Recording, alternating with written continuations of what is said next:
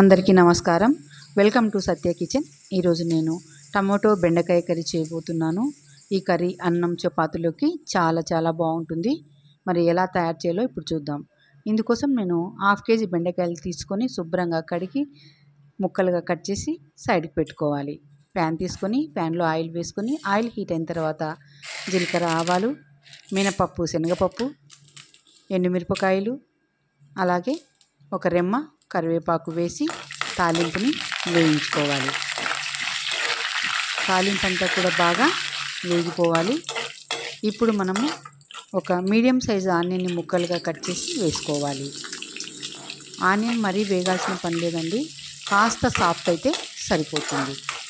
చూడండి, ఈ విధంగా మగ్గితే సరిపోతుంది. ఇప్పుడు మనము ఒక స్పూన్ అల్లం వెల్లుల్లి పేస్ట్ వేసి దూరగా వేయించుకోవాలి. పచ్చివాసన పోయేంత వరకు అల్లం వెల్లుల్లి పేస్ట్ని వేయించుకోవాలి. వేగిపోయింది. ఇప్పుడు కొద్దిగా పసుపు వేసి కలుపుకుందాము. ఫ్రెండ్స్, మొదటిసారి నా ఛానల్ చూస్తున్నట్లయితే ప్లీజ్ సబ్స్క్రైబ్ చేసుకోండి. తర్వాత 2 టమాటాలని ముక్కలుగా కట్ చేసి వేసుకోవాలి. ఇవి మగ్గడానికి మూత మూసి కొద్దిసేపు మగ్గించుకుందాం. చూద్దాము. టమాటా అంతా కూడా ఒకసారి బాగా కలుపుకుందాం. బాగా మెత్తబడిపోయింది. ఇప్పుడు మనము కట్ చేసి పెట్టుకున్నటువంటి బెండకాయల్ని వేసుకోవాలి. బెండకాయల్ని తడి లేకుండా ఆరబెట్టుకొని ఈ విధంగా ముక్కలుగా కట్ చేసి పెట్టుకోవాలి. అప్పుడు మనకి జిగురు అనేది రాదు. తాలింపు అంతా కూడా బెండకాయలు పట్టేటట్టు ఈ విధంగా బాగా కలుపుకోవాలి. తర్వాత మూత మూసి కొద్దిసేపు మగ్గించుకుందాము. మంట మీడియం ఫ్లేమ్లో పెట్టి బెండకాయ కర్రీ చేసుకోవాలి.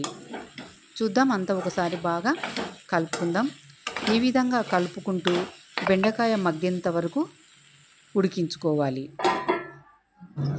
చూద్దాము, అంతా ఒకసారి బాగా కలుపుకుందాం. చూడండి, బెండకాయలు మనకి ఇప్పుడు మగ్గిపోయినాయి. ఇప్పుడు మనం ఎంత కారం తినగలమో దానికి అనుగుణంగా కారం వేసుకోవాలి. ఈ కారం అంతా కూడా బెండకాయకి పట్టేటట్లు ఒకసారి కలుపుకోవాలి. ఒక్క 2 నిమిషాల పాటు ఈ బెండకాయని మగ్గనివ్వాలి. మగ్గిపోయింది. చివరగా మనం ఇప్పుడు ఉప్పు వేసుకోవాలి. ఉప్పు చివరిగా వేసుకోవడం వల్ల మనకి జిగురు అనేది రాదు, బెండకాయలో పొడిగా వస్తుంది. అలాగే కొత్తిమీర కూడా వేసుకొని అంతా ఒక్కసారి కలుపుకుందాం. చాలా టేస్ట్గా ఉంటుంది. అన్నంలోకైనా చపాతీలోకైనా ట్రై చేయండి ఫ్రెండ్స్. ఇవి మగ్గడానికి మూత మూసి 1 నిమిషం పాటు ఉడికించుకుందాం. చూద్దాము. చూడండి, బెండకాయ ఎక్కడ కూడా జిగురు లేదు, అలాగే పొడిగా ఉంది. కర్రీ రెడీ అయిపోయింది. మీకు ఈ రెసిపీ నచ్చితే లైక్ చేయండి, షేర్ చేయండి, కామెంట్ చేయండి. ఫ్రెండ్స్కి, రిలేటివ్స్కి కూడా షేర్ చేయండి. Please subscribe. Thank you for watching.